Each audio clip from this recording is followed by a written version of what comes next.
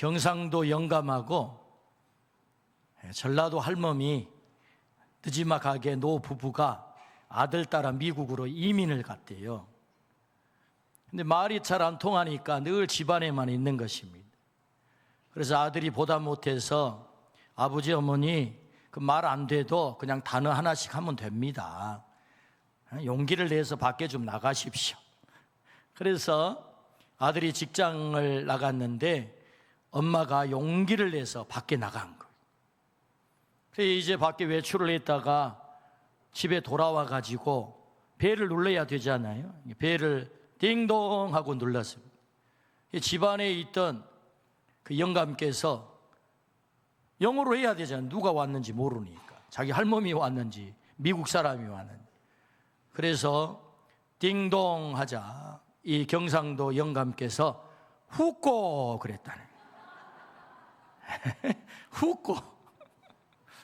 그래서 전라도 할머니 대답하기를 미랑께. 이 노 부부가 참 센스가 있습니다. 두 분이 행복하게 아마 살았을 것 같아요. 잘 쿵짝이 맞잖아요. 후꼬 미랑께 이렇게 말이. 잘 통한다는 것은 참 중요합니다. 잘 통할 때 그것을 우리는 마음에 쏙 들다 그렇게 표현합니다. 마음에 맞다 그렇게도 말하지요. 하나님 마음에 맞는 사람이 있었답니다. 그는 다윗입니다. 사무엘상 13장 14절에 하나님은 그 다윗을 향하여 내 마음에 맞는 사람 그렇게 표현을 합니다. 내 마음에 맞는 사람. 하나님의 마음에 맞으니 그는 이스라엘의 가장 위대한 왕이 되었습니다. 역사에 지워지지 않는 가장 위대한 왕. 여러분 이태리 피렌체에 가면 시청 광장에 진짜로 멋있는 남자가 서 있거든요. 키가 5m예요. 팔뚝에는 막 혈관이 부뜩부뜩 나와 있고. 누구예요? 다비드상입니다. 다윗상이에요. 다윗상. 세계에서 가장 멋진 남자 다윗. 그래서 가장 위대한 왕이 되죠. 역사 속에 남는 뿐만 아니라 그는 예수님의 할아버지가 된다고. 가장 복받은 사람, 가장 성공한 사람 어떻게요? 하나님 마음에 쏙 들었다, 하나님 마음에 맞았다라는 얘기입니다. 주님은 오늘 우리들에게 사무엘 하 말씀을 듣게 하세요. 사무엘 하 전체 내용은 다윗의 이야기입니다. 그래서 1장부터 10장까지는 다윗 왕국의 흥왕을 말하고 있고 11장부터 마지막 24장까지는 다윗 왕국의 쇠퇴를 말하고 있습니다. 전체 주제를 뽑아보자면 다윗 왕을 통한 하나님의 섭리라고 말할 수 있습니다. 그러니까 사무엘 하 전체가 뭐라고요? 다윗의 이야기다. 성경은 다윗을 완벽한 사람이라고 소개하지 않습니다. 다윗은 허물이 많은 사람입니다. 탐욕적인 한 인간에 불과하다라고 소개를 해요. 때문에 다윗은 롤러코스터와 같은 삶을 살았습니다. 그럼에도 불구하고 하나님은 다윗의 삶을 총평하기를 내 마음에 맞는 사람, 그래서 그는 가장 위대한 왕이 되었고 가장 성공한 인생이 됐다는 것입니다. 이 말씀을 오늘 우리들에게 왜 들려주실까요? 그것은 너도 내 마음에 꼭 맞는 사람이 되면 좋겠어. 그래서 네 인생이 진짜 성공하기를 원해. 때문에 이 말씀을 주시는 것입니다. 우리가 완벽하기 때문에 하나님의 마음에 든다는 얘기가 아니에요. 흠 많은 다윗조차도 하나님의 마음에 쏙 들었다고 한다면 얼마든지 우리도 하나님의 마음에 맞는 사람 될 수 있다. 그래서 네가 내 마음에 쏙 든 사람 되면 좋겠다라고 하나님이 오늘 사무엘 하 말씀을 들려주십니다. 오늘 말씀을 통해서 우리 모두가 하나님의 마음에 맞는 사람 되기를 주의 이름으로 축원합니다. 그렇다면 어떻게 하면 하나님의 마음에 맞는 사람 될 수 있을까요? 그 첫 번째는 하나님 이름에 목숨을 걸라라고 말씀하세요. 사무엘상 17장 45절에 다윗이 블레셋 사람에게 이르되 너는 칼과 창과 단창으로 내게 나오거니와 나는 만군의 여호와의 이름 곧 내가 모욕하는 이스라엘 군대의 하나님의 이름으로 내게 나아가노라. 아멘. 이 말씀은 다윗이 역사 전면에 대비하는 장면입니다. 블레셋과 이스라엘 사이에 전쟁이 벌어졌죠. 이세의 세 아들 엘리압, 아비나답, 삼마가 전쟁터에 나갔습니다. 여덟 번째 아들 막둥이 다윗이 아버지 심부름으로 막둥아, 저 형들에게 개나리 보침 거기에다가 빵, 고기 좀 싸들고 가서 형님들에게 식량 좀 공급하고, 그리고 전황이 어떻게 됐는지, 형들은 살았는지 죽었는지 좀 알아오너라. 하고 막둥이 다윗이 개나리 보침을 어깨에 메고 전쟁터를 찾은 거예요. 그런데 어린 소년 다윗이 보기에도 이 전황이 심각해요. 골리앗 앞에 모든 군인들이 덜덜덜 떨고 있는 것입니다. 전쟁은 사기로 하는 거거든요. 사기가 다 꺾여 있는 거예요. 사기가 땅바닥이 패배 직전입니다. 엘라 골짜기 하나님을 모독하는 골리앗의 목소리만 쩌렁쩌렁 울리는 것입니다. 다윗은 하나님 모독하는 이스라엘 하나님을 모독하는 이 골리앗 앞에 의분이 막 일어난 거예요. 감히 하나님을 모독하다니 용납할 수가 없었습니다. 그러나 어떻게 합니까? 중과부적인데 골리앗의 키가 3m예요. 그가 입은 갑옷이 60kg입니다. 여러분, 온무게가 60kg이라니까요. 거기다가 칼과 단창으로 무장을 했습니다. 최첨단 무기로 무장을 했지요. 그런 골리앗 앞에 선다는 것은 곧 죽음입니다. 그런데 여러분, 소년 다윗이 그 앞에 섰다는 것 아닙니까? 당시에 다윗의 나이 학자들에 의하면 15살에서 17살쯤 되었을 것이다. 그래서 나이를 많게 잡아도 17살 소년이라고요. 그런데 다윗이 17살 나이에 아주 소박한 물맷돌 5개 들고 골리앗 앞에 선 거예요. 아주 원시적인 무기지요. 객관적 전력으로 따지지 않다면 이 싸움은 싸움이 안 되는 싸움이에요. 게임이 안 된다고요. 그런데 여러분, 이 싸움의 결과를 우리는 잘 알고 있습니다. 다윗의 물맷돌에 골리앗의 이마가 깨졌어요. 골리앗이 쓰러졌습니다. 다윗은 골리앗의 칼을 뽑아서 골리앗의 목을 자르죠. 대승리를 거둔 것입니다. 반전이 일어났다, 그 말입니다. 어떻게 이런 일이 벌어질 수 있었을까요? 싸움이 되지 않는 이 싸움에서 소년 다윗이 어떻게 승리할 수 있었을까? 그것은 다윗이 하나님의 이름에 목숨을 걸자 이 싸움은 다윗의 싸움이 아닌 하나님의 싸움이 됐다는 거예요. 하나님과 골리앗의 싸움이 됐다는 것입니다. 소년 다윗이 하나님의 이름에 목숨을 걸었어요. 너는 칼과 단창으로 내게 오거니와 나는 만군의 여호와의 이름으로 내게 가노라. 죽어요. 골리앗에게 싸우면 죽는 것입니다. 그런데 다윗이 하나님의 이름에 목숨을 걸자 하나님이 다급해진 거죠. 이건 내 전쟁이구나, 내 싸움이구나. 그래서 하나님은 이 다윗의 싸움을 홀로 싸우게 하지 않고 하나님이 싸움을 싸우시는 것입니다. 그러므로 하나님의 이름에 목숨을 걸었을 때 다윗이 하나님의 마음에 쏙 들게 된 거죠. 네가 내 이름에 목숨을 걸었구나. 할렐루야. 하나님의 이름에 목숨을 걸 때 그 싸움은 하나님의 싸움이 된다. 그걸 말씀하고 있는 거죠. 주님은 하나님 이름에 오늘 목숨을 걸라고 말씀하십니다. 너의 싸움이 아닌 나의 싸움이 되게 하라. 이게 하나님의 말씀이에요. 하나님의 싸움이 되게 하면 반드시 승리할 줄로 믿습니다. 그 적이 아무리 힘센 골리앗이라 할지라도, 여러분 골리앗이 무엇입니까? 우리가 나가 싸워야 될 거대한 세상이 골리앗이, 우리가 나가 날마다 전쟁해야 되는 거대한 골리앗이 있다고요. 세상에. 그 세상의 거대한 골리앗이 오늘 또 하나님의 이름을 모독하지요. 하나님은 죽었다고, 하나님이 어디에 있느냐고, 하나님 살아계시면 어떻게 이런 일이 일어날 수 있느냐고, 하나님도 별 수 없다고, 저 엘라 골짜기에 골리앗이 쩌렁쩌렁 목소리로 하나님을 모독하듯 오늘 또 세상은 하나님의 이름에 모독하는 것입니다. 야, 네가 믿는 하나님이 어디 있어? 하나님이 살아계신다면 너의 삶에 어떻게 그런 일이 있을 수 있어? 말도 안 되지.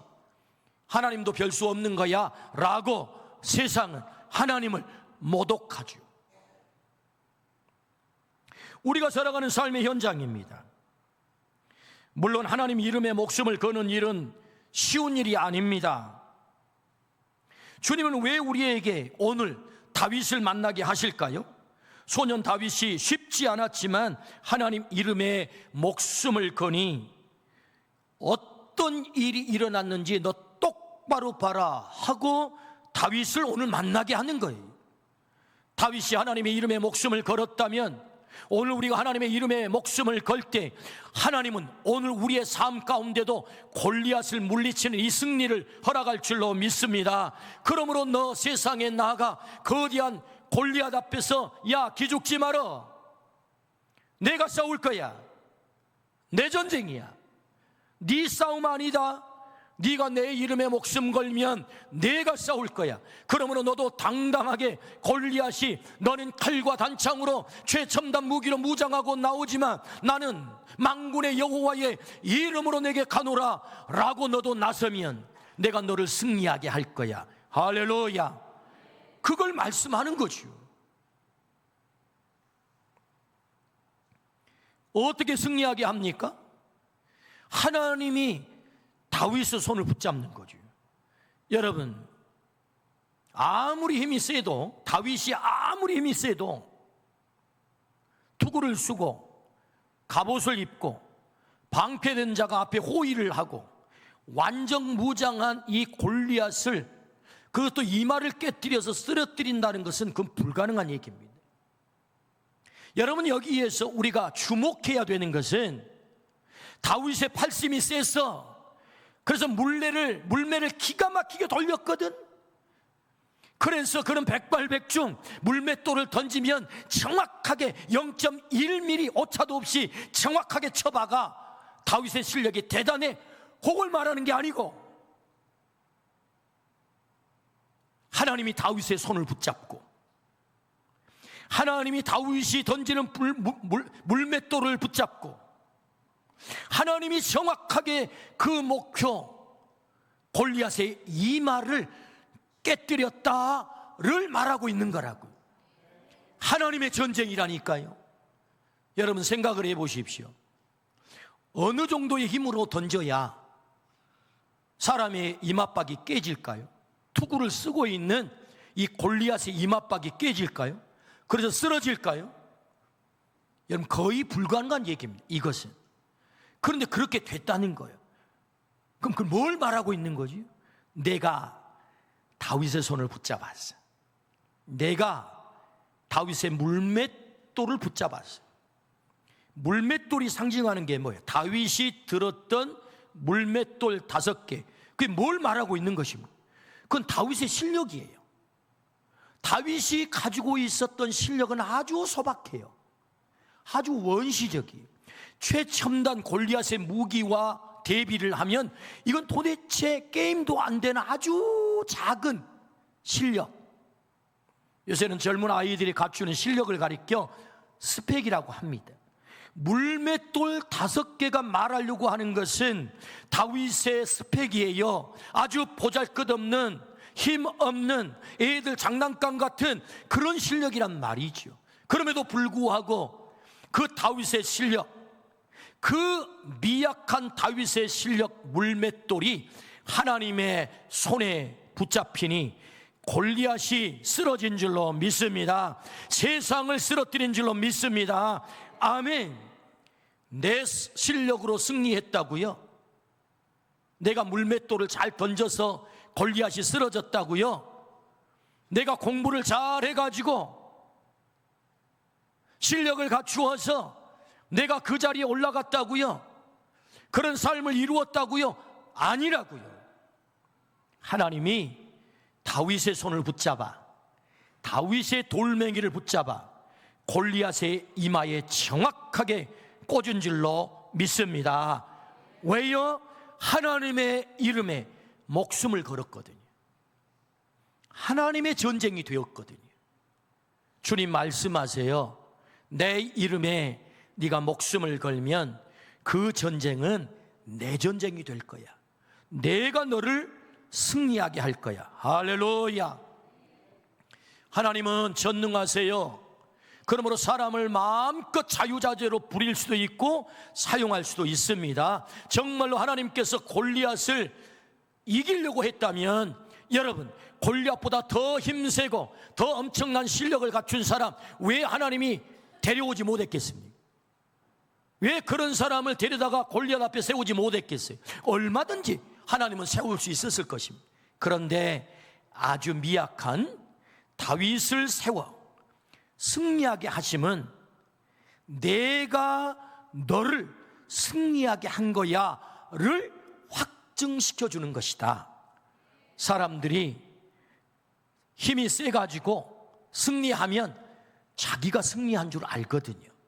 그런데 게임도 안 되는 다윗을 붙여서 승리하게 하신 것은 하나님이 하셨습니다. 고백하게 한 줄로 믿습니다. 그러므로 하나님의 이름에 오늘 또 목숨을 걸면 하나님이 마음에 쏙 들어 하시면서 그를 승리하게 하신다. 할렐루야. 아멘. 하나님 한 번도 나를 실망시킨 적 없으시고 언제나 공평과 은혜로 나를 지키셨네. 오 신실하신 주, 오 신실하신 주, 내 너를 떠나지도 않으리라. 내 너를 버리지도 않으리라. 약속하셨던 주님, 그 약속을 지키사 이후로도 영원토록 나를 지키시리라 확신하네. 아멘. 하나님이 승리하게 하실 줄로 믿습니다. 하나님이 이기게 하실 줄로 믿습니다. 하나님의 이름에 목숨을 걸라 말씀하셨어요. 두 번째, 어떻게 하면 하나님의 마음에 맞는 자가 될까요? 하나님 앞에서 춤추라 말씀하세요. 사무엘하 6장 14절입니다. 다윗이 여호와 앞에서 힘을 다하여 춤을 추는데 그때에 다윗이 배 옷을 입었더라. 법궤가 다윗성으로 들어올 때 다윗은 너무나 기뻐서 춤을 추는데 얼마나 춤을 열심히 췄는지 바지가 벗겨졌대. 그것도 모르고 춤을 췄대.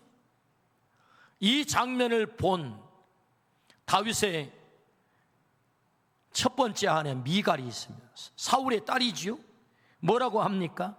아니 왕이라는 작차가 채통머리 염치 없이 도대체 신하들 앞에서 그 무슨 추태냐, 바지가 다 벗겨졌다 그러면서 다윗 왕을 질책을 하지.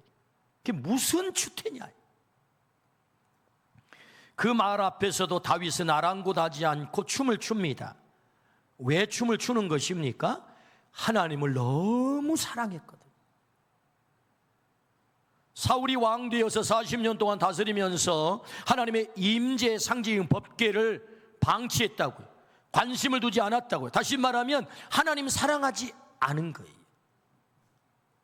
다윗은 너무나도 이것을 안타까이 여겼지요. 왕이 되자마자 했던 일이 뭐예요? 3만 명의 군사를 뽑아서 이 법궤를 어찌하든 다윗성 예루살렘으로 반드시 운구해야 되겠다. 운반해야 되겠다. 운반.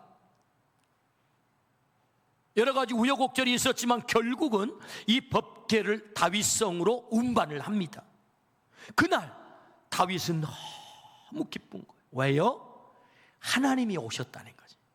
하나님을 사랑해서. 그래서 춤이 저절로 나온 것입니다. 찬양을 하며 춤이 저절로 나온 거예요. 하나님을 너무너무 사랑한 것입니다. 이렇게 사랑하는 다윗이 어떻게 하나님의 마음에 안 들 수 있겠어요? 야, 너 진짜 나 사랑하는구나. 하나님의 마음에 쏙 든 거죠. 하나님의 마음에 쏙 들었다. 탈무드에는 인간에게 숨길 수 없는 세 가지가 있다. 재채기와 가난과 사랑이다 라고 했습니다. 사랑은 숨길 수가 없죠. 사랑하면 얼굴 표정이 달라집니다. 사랑하는 사람 앞에 서면 아주 그 눈에서 뿔이 뚝뚝 떨어지죠. 그래서 여러분 여기 손자 손녀들을 경험해 보신 분들이 있으시겠지만 그 꼬맹이 손자 앞에서 세상에 채통머리 있으신 할아버지가 막 춤을 춰요. 에? 어르르 깍꿍. 애가 춤추는 게 아닙니다. 어른이 춤춰요. 어른이. 아, 왜 그래요? 사랑하니까. 사랑하니까. 어떻게든 애기를 웃겨보려고 막 어른이 춤을 춥니다. 여러분, 사랑하면 숨길 수가 없지요. 사랑하면 말로 고백합니다. 표정으로 고백합니다. 우리의 몸으로 고백하는 거지요. 그래서 여러분, 성경의 그 사랑의 표현이 뭐예요? 그게 찬양이죠. 하나님을 사랑한다, 그 고백이 찬양이란 말입니다. 그래서 성경의 가장 긴 책이 시편이고, 시편 150편 전체가 뭐예요? 하나님을 향한 사랑의 고백이거든요. 그 150편 가운데 73편을 누가 고백했습니까? 다윗이 고백했습니다. 이 얘기는 곧 하나님이 다윗이 누구보다도 하나님을 사랑했다, 그 말입니다. 그러니까 이렇게 찬양으로 하나님께 사랑을 고백할 뿐만 아니라 온 몸을 다해서 춤을 추며 찬양을 한 거지요. 그래서 여러분, 시편은 절절한 다윗의 사랑의 고백이에요. 이렇게 고백한, 이렇게 사랑으로 표현한 그 다윗이 어찌 마음에 안 들겠어요? 너는 내 마음에 맞는 사람이야. 날 이렇게 사랑하다니. 그래서 찬양은 하나님을 높이는 것이고, 찬양은 하나님께 감사하는 것이고, 찬양은 하나님께 사랑을 고백하는 것이다. 우리의 입술에 이 찬양이 떠나지 않기를 주의 이름으로 축원합니다. 하나님을 정말로 우리가 사랑한다면 우리의 입술에 찬양이 떠나지 않기를 축복합니다. 날마다 이 사랑의 고백이 있기를 축복합니다. 아멘. 그때 하나님이 말씀하지요. 너는 내 마음에 맞는 자야. 내 마음에 쏙 들었어. 다윗이 위대하게 된 것은 하나님을 온전히 사랑했기 때문에 하나님 앞에서 춤추었던 사람, 그가 다윗이었다. 오늘 우리 모두가 하나님 앞에 이 기쁨의 춤을 추시기를 축복합니다. 우리의 입술로 이 사랑의 고백이 있기를 축복합니다. 아멘. 마지막 세 번째, 어떻게 하면 하나님의 마음에 맞는 자가 될까요? 그것은 추락의 자리에서 무릎을 꿇라 말씀하세요. 사무엘하 12장 13절 말씀에 다윗이 나단에게 이르되 내가 여호와께 죄를 범하였노라 하매 나단이 다윗에게 말하되 여호와께서도 당신의 죄를 사하셨나니 당신이 죽지 아니하려니와. 아멘. 다윗이 왕이 되었습니다. 전쟁을 하면 백전백승이었습니다. 영토는 계속 확장되었습니다. 파죽지세로 왕국이 번창했습니다. 앞장서서 전쟁터에 나가던 다윗이 어느 순간 변질이 찾아왔습니다. 부하들은 사지에서 목숨을 걸고 전쟁을 하는데 왕은 오침을 즐깁니다. 그러다 목숨보다 소중한 10계명 4계명을 어깁니다. 6번째 계명 살인하지 말라, 우리야를 살해합니다. 7번째 계명 간음하지 말라, 유부녀 충복의 아내 밧세바를 간음합니다. 8번째 계명 도둑질하지 말라,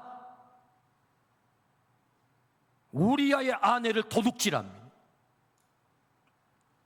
10번째 계명 내 이웃의 것을 탐내지 마라, 남의 아내를 탐냅니다.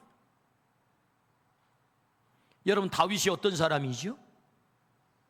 10수년을 사울에게 쫓겨다닐 때 목숨이 경각에 달려있는 지옥과 같은 시간이 다윗에게 있었단 말입니다. 그런데 그 사울에게 쫓겨다닐 때 사울을 죽일 수 있는 절호의 기회가 여러 차례 찾아와요. 사울 죽이면 그 지옥과 같은 도망자의 삶에서 해방이 되는 거예요. 왕 되는 것입니다. 그런데도 불구하고 다윗이 사울에게 손을 대지 않는 이유가 뭐지요? 하나님이 금하셨다요. 기름 부어 세운 왕을 네 손으로 손대면 안 돼 라는 하나님의 말씀에 목숨을 걸었거든요. 그러니 사울을 죽일 수도 있는 절호의 기회가 찾아왔음에도 불구하고 그 말씀을 지켰던 사람이 누굽니까? 다윗이에요. 그래서 왕이 됐다고요. 그래서 하나님의 마음에 쏙 들어 위대한 왕이 된 거예요. 그런데 이런 왕이 변질이 됐어요. 교만하게 됐어요. 하나님의 그 중요한 10계명을 무려 4계명씩이나 어기는 처참한 추락이 그에게 찾아온 거예요. 뭘 말하고 있는 것입니까? 다윗이 완벽한 사람이 아니었다는 거예요. 다윗이 지극히 평범한 우리와 같은 탐욕적인 인간이었다는 거예요. 우리는 다윗은 종자가 달라, 그래서 그렇게 위대한 왕이 된 거야 라고 그렇게 생각하지만 그렇지 않아요. 우리와 종자가 똑같대요. 똑같이 탐욕적이고 똑같이 범죄를 저질렀던 더러운 죄인이었다. 그걸 말하고 있는 거거든요. 여러분 생각해 보십시오. 다윗은 이스라엘 역사의 가장 위대한 왕으로 기록이 되어야 해요. 메시아의 할아버지가 되어야 돼요. 그러려고 하면 좀 미화시키면 안 되나요? 이렇게 부끄러운 치부를 꼭 까발려야 됩니까? 아니, 있는 사실이긴 하지만 좀 덮어놔도 되잖아요. 왜? 워낙 위대한 왕이니까, 메시아의 할아버지니까. 그런데 놀랍게도 성경은 1도 숨길 생각이 없어요. 더 적나라하게 그가 어떻게 밧세바를 범했는지를 아주 자세하게 설명을 한단 말입니다. 아주 그의 부끄러운 터럭 하나까지 다 고발을 하고 있단 말입니다. 그가 얼마나 탐욕적이고 그가 얼마나 더러운 죄인인지, 그 얼마나 문제 많은 인간인지를 성경은 다 고발을 하고 있습니다. 왜 그렇게 하십니까? 왜 이렇게 고발을 합니까? 목적이 뭡니까? 그것은 다윗의 이야기가 아니고 나의 이야기, 우리의 이야기, 우리의 이야기란 말이에요. 우리가 그렇게 연약한 자예요. 언제든지 다윗처럼 추락할 수 있는 인간이란 말입니다. 고고한 척 살아가 보지만 우리도 언제든지 이렇게 탐욕적이고, 기회가 찾아오지 않아서 그렇지 기회가 주어진다면 얼마든지 다윗만큼 우리는 추락할 수 있는 인간, 우리의 연약한 모습을 보여주고 있는 거거든요. 그렇다면 어떻게 그런 다윗이, 이렇게 처절하게 추락해버린 다윗이 하나님의 마음에 맞는 자가 되었을까? 질문이 나오잖아요. 궁금하잖아요. 오늘 사무엘하 12장 13절, 이렇게 추락해버린, 이렇게 탐욕적인, 이렇게 더러운 죄인이 어떻게 하나님의 마음에 맞는 자가 되었을까?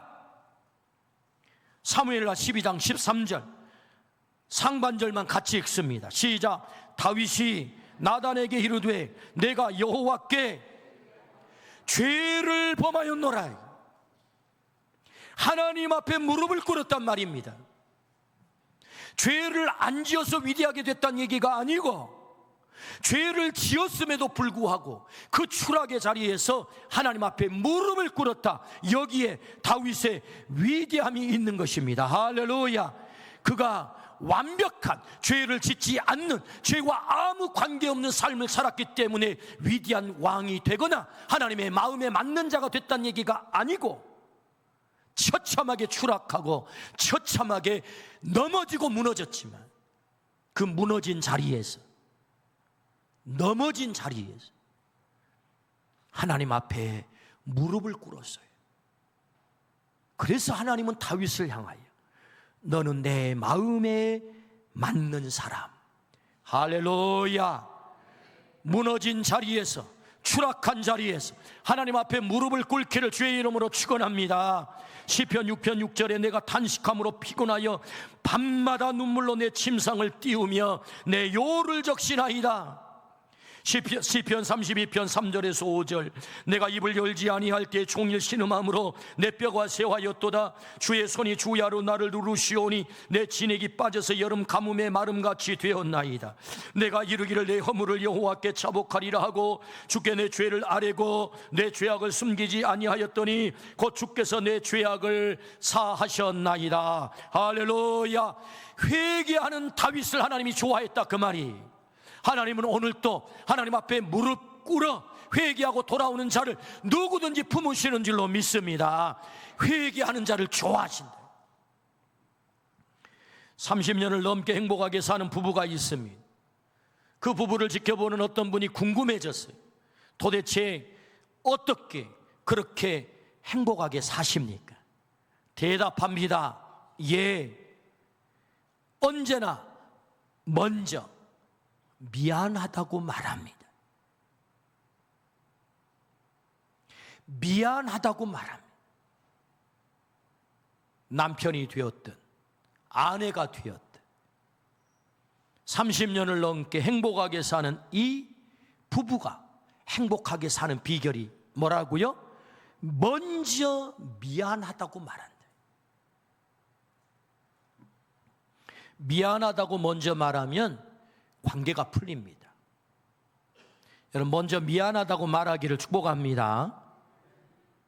알량한 자존심을 세워 미안하다 말을 안 하는 것보다 자존심을 내려놓고 먼저 미안하다고 말할 때 얻는 행복의 열매가 더 큰 줄로 믿습니다. 아멘. 아멘 소리가 반으로 줄어든 것 같습니다. 여러분, 먼저 미안하다고 말하기를 축복합니다. 회개가 뭔가요? 하나님 앞에 미안하다고 말하는 게 회개라니까요. 하나님 죄송해요. 하나님 죄송해요. 제가 넘어졌어요.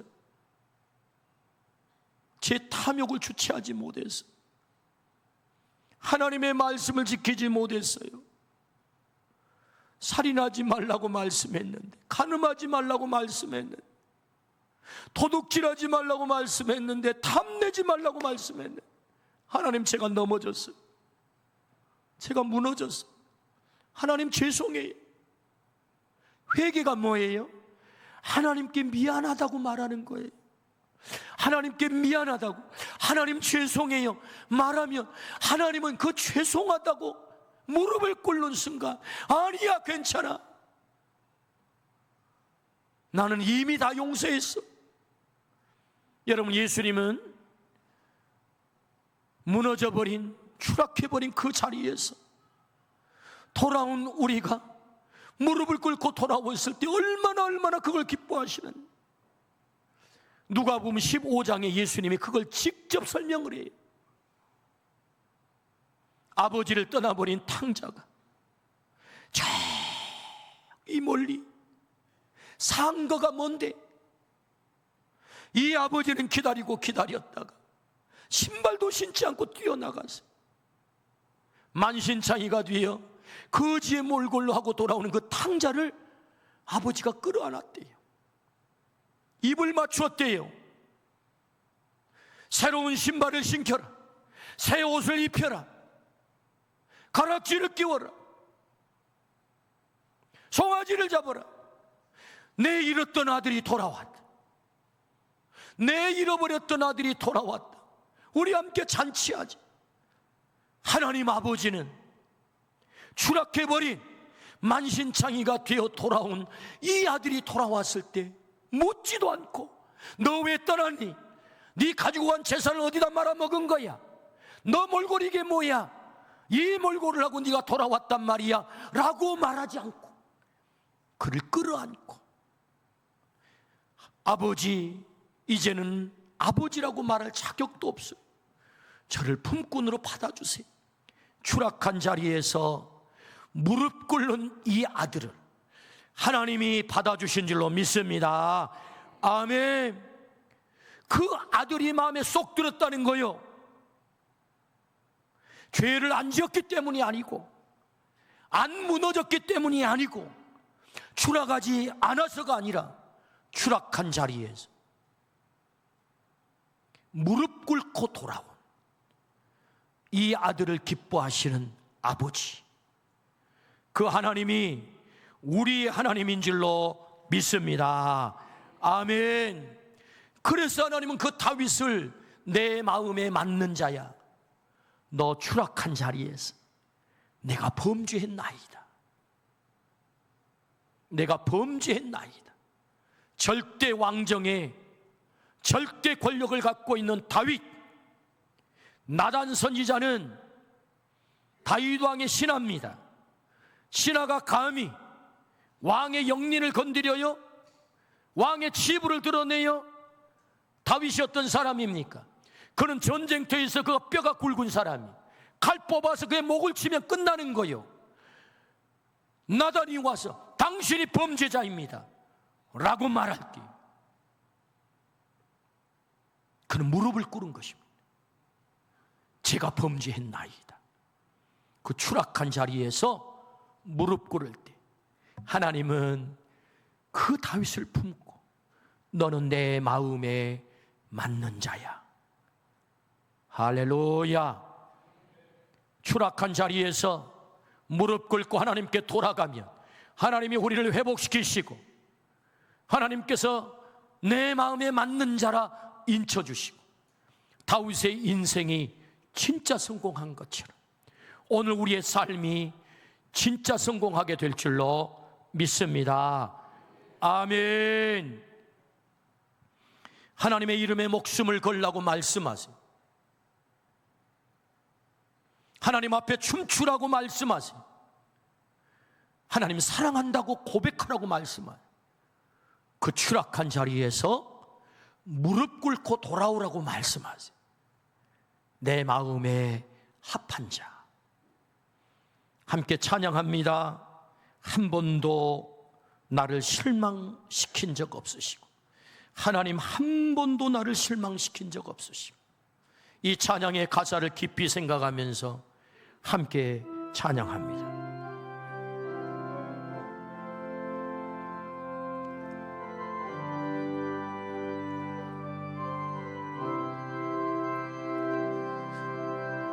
하나님 한 번도 나를 실망시킨 적 없으시고 언제나 공평과 은혜로 나를 지키셨네.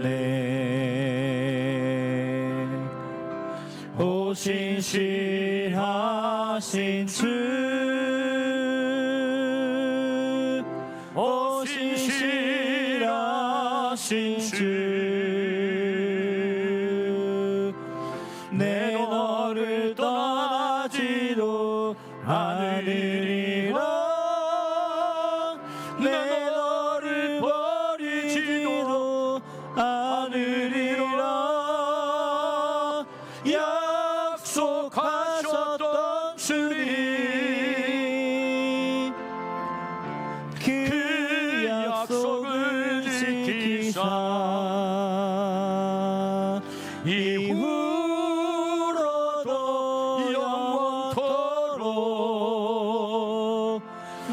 나를 지키시리라 확신하네. 지나온 모든 세월들 돌아보아도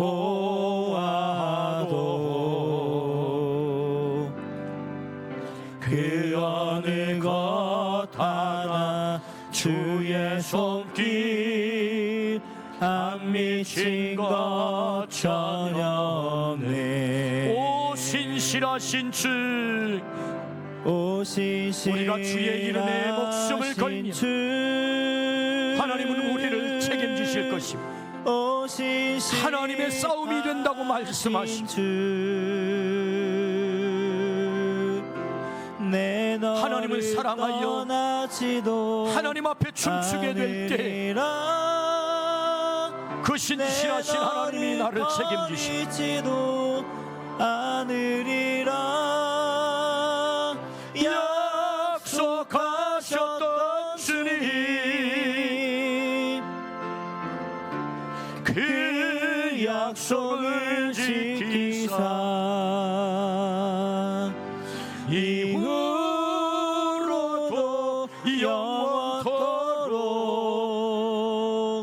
나를 지키시리라 오 신실하신 주, 오 신실하신 주, 오 신실하신 주, 내 나를 떠나지도 않으리라. 내 너를 버리지도 않으리라. 약속하셨던 주님, 그 약속을 지키사 이후로도 영원토록 나를 지키시리라 확신하네. 나를 지키시리라, 나를 지키시리라 확신하네. 하나님의 이름에 목숨을 걸라 말씀하심, 그 하나님을 온전히 사랑한다고, 그 사랑의 고백을 하라고 말씀하심, 추락한 자리에서 무릎 꿇고 돌아오라 말씀하심, 내 마음에 맞는 사람, 너는 내 마음에 맞는 사람이야, 나를 책임지신다 약속하심, 그 신실한 하나님께서, 하나님 아버지 감사합니다. 추락한 자리에서 무릎을 꿇고 하나님 앞에 돌아갑니다. 오 주여, 하나님의 이름에 목숨을 걸게 하시고 그 하나님을 온전히 사랑하여 하나님 없이는 살 수 없나이다. 하나님 한 분만으로 살아갈 수 있나이다. 이 사랑의 고백이 나의 고백이 되게 하여 주옵소서. 그리하여 하나님의 마음에 맞는 사람 되어 우리의 일생에, 우리의 평생에 하나님 앞에 성공자 되게 하여 주옵소서. 예수 그리스도의 이름으로 기도드리옵나이다. 아멘.